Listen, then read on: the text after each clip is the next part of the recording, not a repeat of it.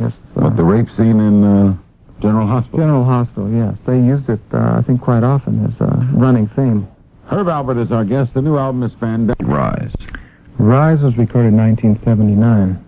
Was it an immediate bestseller? No, it took some time. It took some convincing. Most of the disco people felt that it was too slow. Most dance records are gauged between 120 and 135 beats per minute, and Rise was slowed down to 100 beats per minute. And I felt that, while these people knock themselves out on the floor, that they need a record to just dance cheek to cheek with, and I was going on that assumption. The business today is It's a lot different than it was in the old days.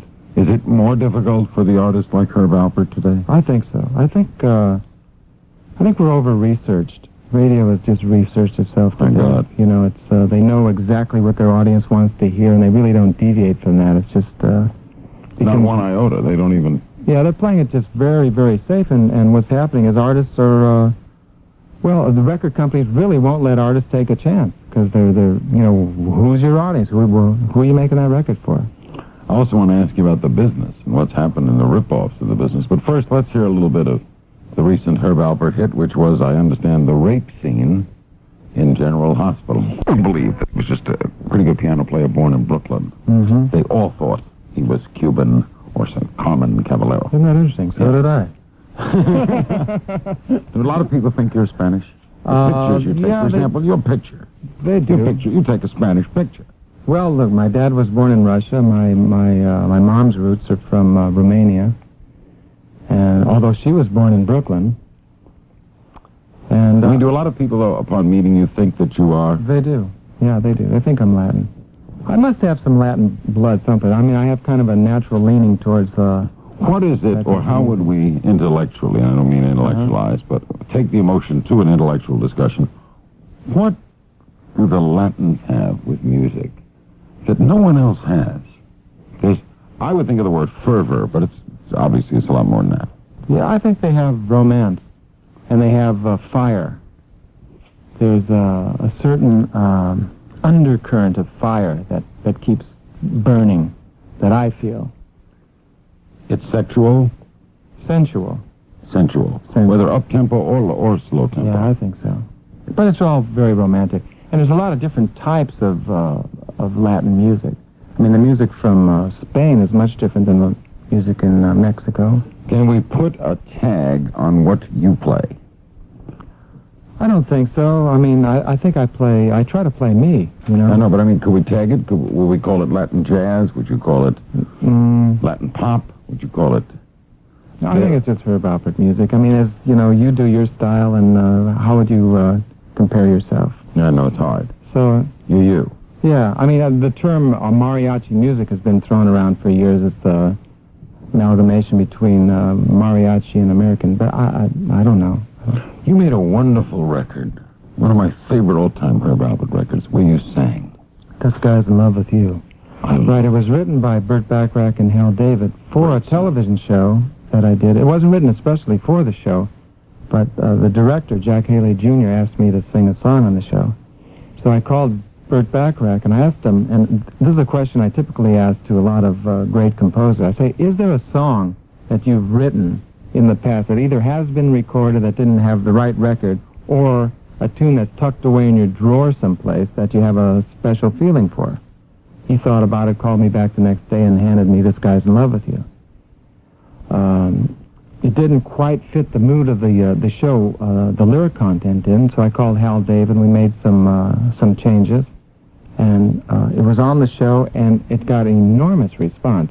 And it was a very unpretentious record because there was just one take. One of the simplest songs ever written, I guess. Well, it has a magical lyric, though. I mean, when it says, who looks at you the way I do, I mean, that covers a lot of territory. And you can't say that through a trumpet. Was that a big hit? Huge. It was the biggest single record that I had. The biggest? See, I picked the right one. The biggest, right. We're going to talk about the recording business. We're going to hear another selection from Fandango. We'll be going to your calls in a little while. We'll be right back with her. What is it like when they copy or they take your record and they make their own bastardized tapes and sell them for $4 and Yeah. People tape off radio stations. Not fair, not fair. What can you Morally, do? it's not fair. I mean, that's the whole point. Warner's Communication did a study in 1980, and it came out that $2.85 billion are lost annually to home taping. Is there any solution that you fellows have come up with?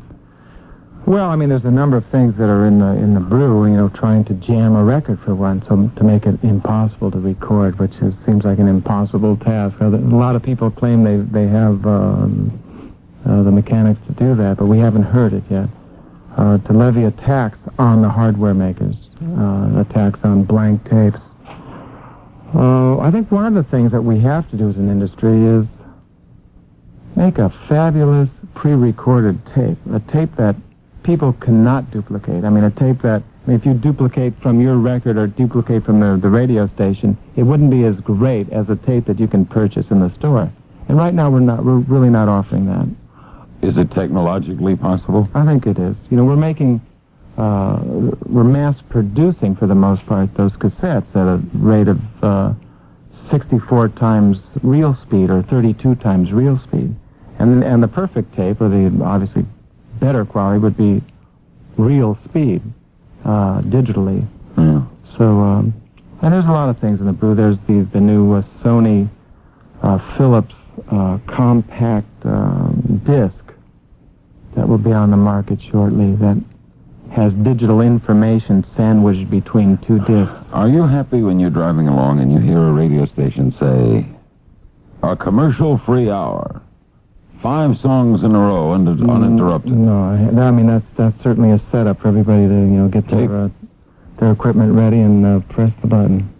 It's not fair. I think it's irresponsible of radio stations to do that, quite frankly.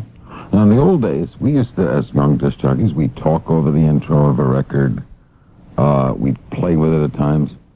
In order, I don't know if we were doing it deliberately, but you couldn't take an old Herb Alpert record or a Frank Sinatra record and do that with it. Yeah, well, but I mean, it was very complicated to record a record in the old days. You had to know the patching behind the machine and know how to hook it up and jimmy it and do. I mean, right now, all you have to do is press that one button and it's there. They set it up for you. It's so easy. It's got to be frustrating to be in a business like that. Well, it is. I mean, it would be similar to, you know, like somebody taking your show that we're doing right now, taping it, putting it in, you know, 70 markets and making money off of it. Therefore, you have no idea how many of your records are actually being sold. No, you really don't. So can I tell by the label, or do they even copy your label? If I go by well, now you're talking about pirating now. Yeah, well, that's a whole other problem. Let's say pirating. If I go to a store tomorrow, record store, and buy Fandango, do I know that it's your record? By A&M? Or if it's Memorex. Yeah. Oh, yeah. Or if it's somebody taped 10 of them and sold them to the record store. Well, that would be pretty hard to do. We have a pretty good control on that one. But there are companies that, you know, that can duplicate any record you put out there, any tape you put out there. And they sell them where? Close. Well, they sell them to stores that are willing to buy them. A reputable store won't. No. But it's a definite problem, and it's unfortunate because, you know, the artist deserves to make money, the writer certainly deserves, the publisher, and it's a business like every other business. You're being ripped off every day. Exactly, yeah. All right, Fandango, how did this idea come about to do another really, granted with modern sound, Latin album? Well, it's been 20 years since The Lonely Bull, and I wanted to go down to Mexico City and just say thank you for turning me on 20 years ago to this feeling that I had. That coupled with the idea that 9 out of 10 people that stop me on the street think that I've retired. They remember the Tijuana Brass in the 60s, and they wonder what I'm doing now. And I certainly don't expect them to know about A&M Records, but you know, I have been recording right along, and I had this record Rise in 1979, which was the #1 record in the country. So it led me to believe that maybe there's a whole group of people out there that haven't bought records for a while. You know, they're not listening to radio like they used to, and they're really not participating in it. And they could be... At 35 to 49 years old, right? Oh, they're 35 to 50, actually, yeah. And they're not, they're somewhat intimidated by the record shops that have stacks and stacks of records that they don't relate to when they walk in. And they've checked out. They're listening to you, quite frankly. Or they're listening to talk radio, they're watching soaps, or they're into just, they're not, let's say, easy listening stations. Okay, so it's one thing to say, I want to do this. Then how did you conceptualize it and put it into an album? Well, so I had this idea that, there are these people out there. So I innocently went down to Mexico just to record 4 sides for Latin America as a thank you. I was at CBS Studios in Mexico City. I was listening to playback of one of these songs, and it struck me. I said, while listening, I said, I think this is the type of music that some of these people have been asking me to do. Why haven't you made that Tijuana brass sound? So we recorded 4 sides in Mexico City. I found the best Latin producer in Latin America, who was responsible for 17 of the 25 biggest records in Latin America last year. His name is Jose Quintana. And we pooled our talents and recorded these 4 sides in Mexico City, came back to Los Angeles, completed the album, and I was just very much revved up by this whole idea that maybe I'm onto something. And I realized that I had to get out there and try and sell this album like people hustle their books. Do you call it the Tijuana Brass? No, just call it Herb Alpert. The title was an original song, the one we played earlier? The title, all the songs were written by Latin composers. The title song was written by Juan Carlos Calderón, who is the foremost composer of Spain. Now, you've released one as a single, which we're going to hear now. Why 101, you're right.